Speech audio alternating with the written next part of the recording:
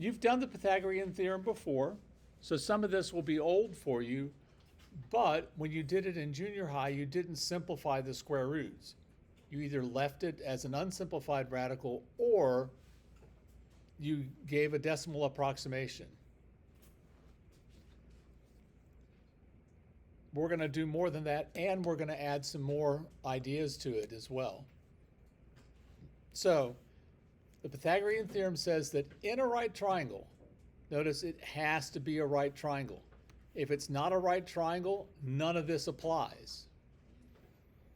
If and when you take pre-cal, you'll learn a rule for what you do when it's not a right triangle. But we're not going to do that in this class.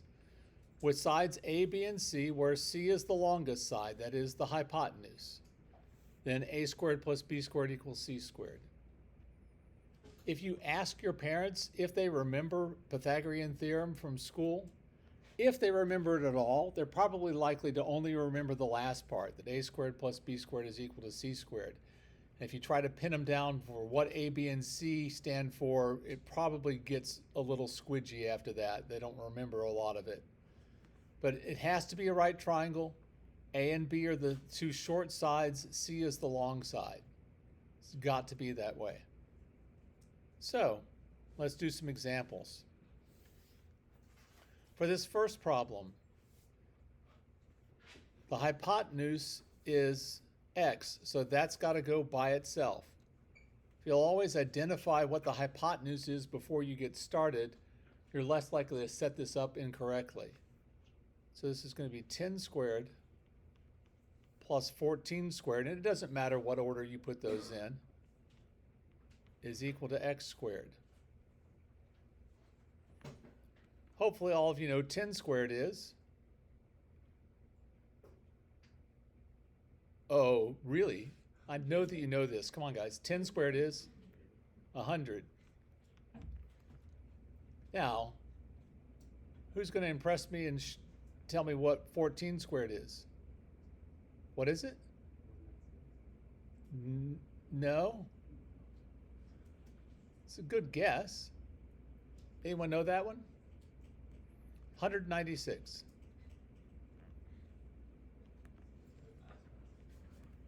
Is equal to x squared. Pardon? I thought you said 119. Oh, he said 196. Oh, I'm sorry. I apologize. Yeah, that's impressive that you know that. Everyone should start learning those. It will make things faster for you. Add these two together and you get 296 as x squared. To get rid of the squared, we take the square root of both sides. So x is the square root of 296. And when you were in junior high, that's where you stopped, or you put it into a calculator and gave a decimal approximation.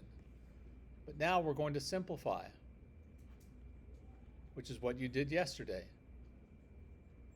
Divide that by 2. 2 goes into 2 once with nothing left over. 2 goes into 9 4 times. 4 times 2 is 8. From 9 leaves 1. 2 goes into 16 8 times. I'll keep dividing by 2 until I can't any longer. 2 goes into 14 7 times. 2 goes into 8 4 times. 2 goes into 7 3 times. 2 times 3 is 6. From 7 leaves 1. 2 into 14 is 7. And then for 37, this is what Chris and I were talking about earlier. This is really close to this 36, which is a perfect square. The square root of 36 is 6. So the only numbers you have to check are prime numbers smaller than 6. That is 2, 3, and 5. 2 and 5 obviously don't go into this evenly. 3, if we add 3 and 7, that's 10. That's not divisible by 3, so this is a prime number. So we've got the square root of 2 times the square root of 2 is 2. And we still have left over a square root of 2 and a square root of 37. Multiplying those two together, it's 2 square roots of 74. By the way, notice that number was just sitting right here. Okay, sometimes I have people who mismultiply and they're like, I'm not good at multiplying. I'm like, well, you divided it fine. Just go back to this. So it's 2 squareds of 74. All right, let's go on to this next one. In this one, again, across from the right angle is x. That's the hypotenuse. So we'll have 5 squared plus 12 squared is equal to x squared. So that's 25 plus 144 is x squared. Add them together. That's 169 is x squared.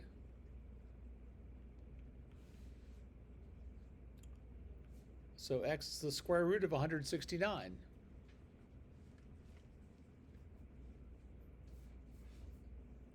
Which is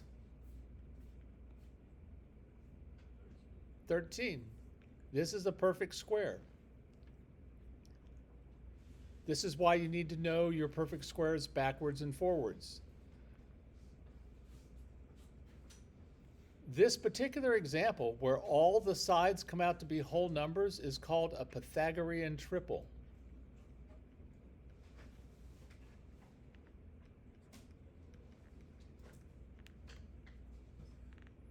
You'd be surprised at how often this comes up in problems. This particular one is 5, 12, 13. If the two legs are 5 and 12, the hypotenuse is going to be 13. Another one that comes up pretty regular is 3, 4, 5. There are a whole bunch of Pythagorean triples. I don't expect you to memorize a whole bunch of them. I think it's worth your time to memorize these two. Because then when you get to this problem, you're like, oh, the legs are 5 and 12, the hypotenuse is 13. I've written it down, I've moved to the next problem already. You can also double all these or triple them or multiply them all by 10 and it still works. So if we doubled them, if this side was 10 and this side was 24, the other side would be 13 doubled to be 26. Again, that's a big time saver. All right, let's take a look at this one. This time, the hypotenuse, we know the value, it's 16, so that's going to go all by itself. So we're going to have x squared plus 12 squared is 16 squared.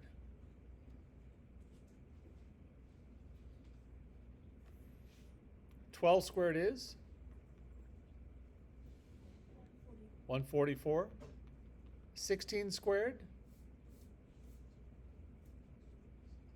what is it?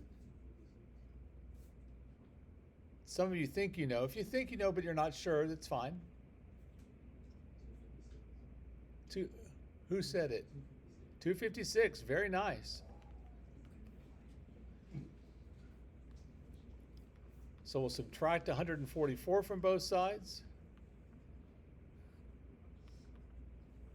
And we get x squared is 112.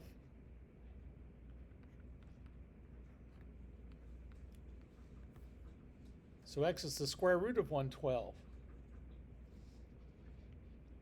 So we'll simplify that. 112 is divisible by 2. 2 goes into 11 5 times. 2 times 5 is 10. From 11 is 1, so that leaves 1. 2 goes into 12 6 times. 2 into 56. 2 goes into 5 twice. 2 times 2 is 4. From 5 is 1, so that's 16. So this is 28. 2 goes into 28 14 times. 2 goes into 14 7 times. And 7 goes into 7 once.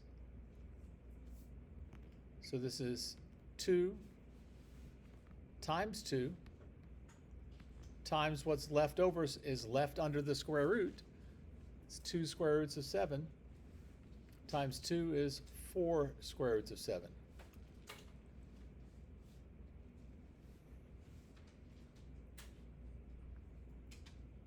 All right, let's do one more of these and we'll move on to some other stuff. So here, 10 is the hypotenuse, so that's the one that goes by itself. We're going to have x squared plus 6 squared is equal to 10 squared.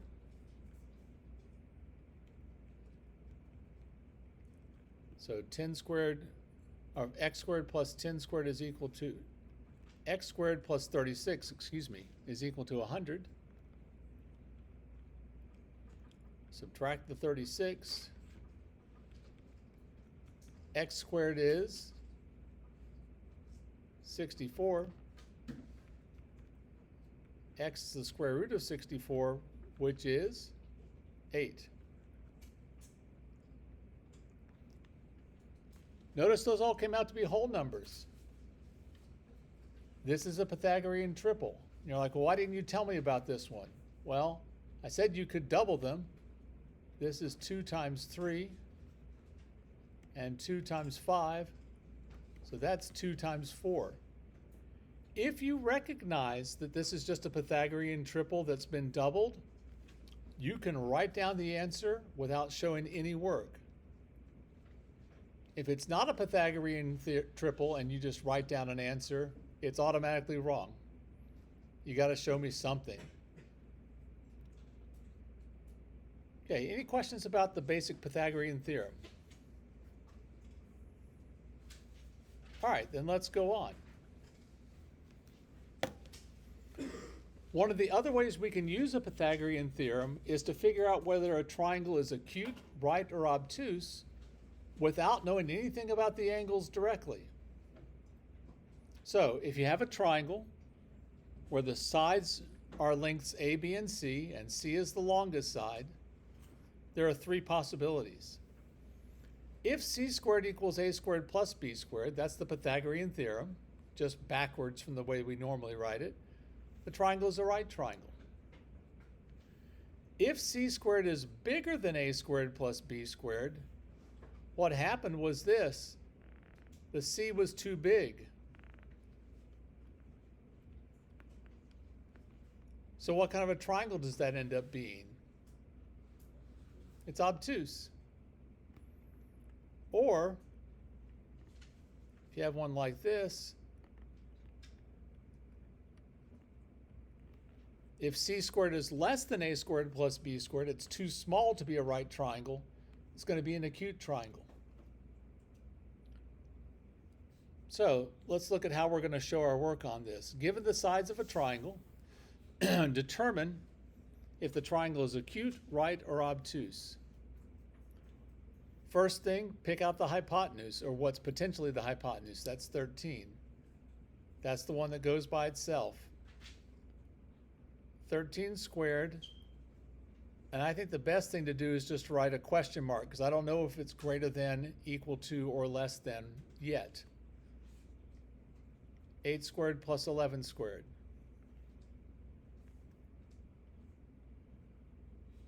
So that's 169 compared to 64 plus what's 11 squared? 121, thank you. So that's 169, and this is 185. The big side is too small. It's 169, it's less than 185. Since it's too small, this triangle is acute.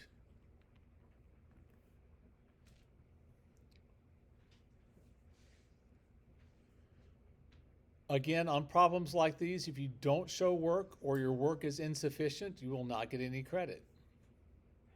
Because frankly, I mean, there's only 3 answer choices. You could guess right a third of the time. All right, on this one, which one is the hypotenuse? 14. So that's the one that goes by itself. 14 squared compared to 6 squared plus 9 squared. 14 squared.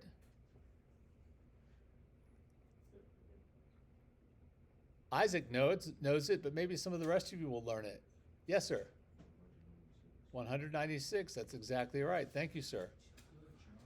6 squared is 36. 9 squared is 81. So this is 196 compared to 117. The big side's too big. So this is obtuse.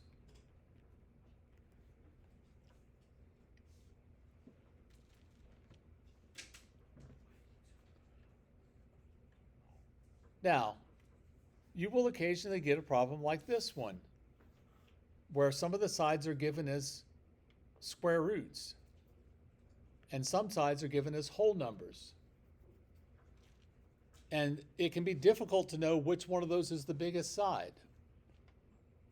The simplest thing to do is to take the whole number and say, well, what is that the square root of? What is 4 the square root of? 16. So now I'm comparing the square root of 5, the square root of 11, and the square root of 16. Which one's the biggest? The square root of 16. So 4 is the biggest. 4 squared compared to the square root of 5 squared plus the square root of 11 squared.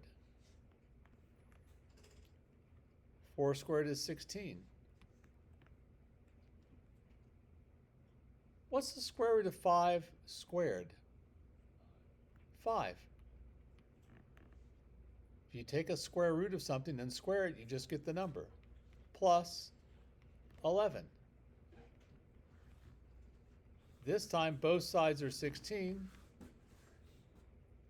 So what kind of a triangle is this? It's a right triangle because the Pythagorean theorem works.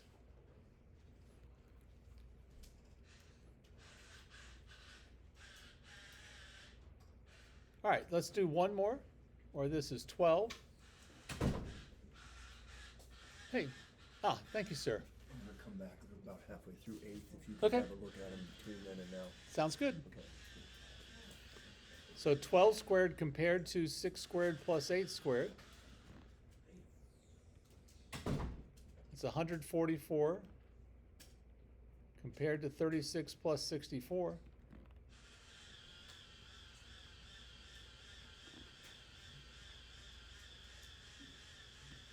So the 144 is bigger than the 100. The big side was too big, so this is obtuse.